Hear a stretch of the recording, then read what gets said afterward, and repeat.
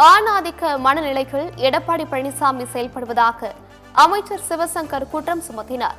அரியலூர் பேருந்து நிலையம் முன்பாக சமூக நீதி பிரச்சார பயண விளக்க கூட்டம் ஆதித்தமிழர் கட்சி சார்பில் நடைபெற்றது.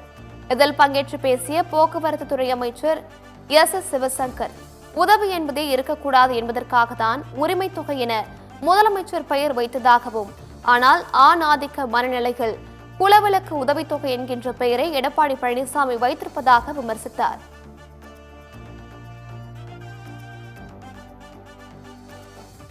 இன்னைக்கு நம்முடைய முதலமைச்சர் இந்த திட்டத்தை கொடுத்து ஒரு பெண்ணுக்கும் இதுவரைக்கும் 28,000 ரூபாய் வந்த பிறகு இப்ப எடப்பாடி சொன்னாரு, நாங்க வந்தா 2,000 ரூபாய் தருவோம் அப்படின்னு.